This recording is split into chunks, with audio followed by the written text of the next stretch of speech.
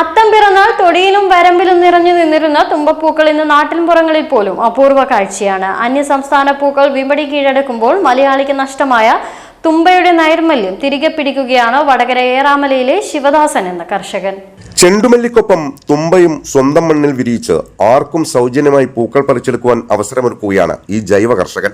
മാവേലിനാടിന്റെ സമൃദ്ധിക്കൊപ്പം പൂക്കളങ്ങളിൽ തുമ്പയുടെ തൂവന്മ നിറഞ്ഞൊരു കാലമുണ്ടായിരുന്നു.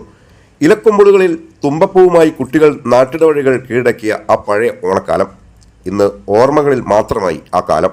അതിർത്തി കടന്നെത്തുന്ന പൂക്കൾക്ക് മുന്നിൽ തുമ്പയും മുക്കുറ്റിയുമെല്ലാം വഴിയൊഴിഞ്ഞ കാലത്താണ് ഏറാമലയിലെ ശിവദാസൻ കുനിയിൽ എന്ന കർഷകൻ വേറിട്ടൊരു വഴി തിരഞ്ഞെടുക്കുന്നത്. ഇത്തവണ ചെണ്ടുമല്ലി കൃഷിക്കൊപ്പം പരീക്ഷണാർത്ഥം 300ഓളം തുമ്പച്ചെടികളാണ് ശിവദാസൻ നട്ടുപിടിപ്പിച്ചത്. ഓരോ ദിനവും പൂക്കളങ്ങളിൽ നിറയാൻ ഇവിടെ തുമ്പപ്പൂക്കൾ തയ്യാറാണ്. ഓണപ്പൂക്കളമൊരുക്കാൻ പൂക്കൾ ആവശ്യമുള്ള ആർക്കും ഇവിടേക്ക് വരാം. സൗജന്യമായി തുമ്പപ്പൂക്കൾ ശേഖരിക്കാം. ഓണത്തിന് ഏറ്റവും പ്രധാനപ്പെട്ട ഒരു പൂവാണ് തുമ്പപ്പൂ. നമ്മുടെ പ്രദേശത്ത് അന്യം നിന്നു പോകുന്ന ഈ പൂവ് അടുത്ത കാലത്തായി നമ്മുടെ പൂക്കളങ്ങളിലൊന്നും കാണാറില്ല.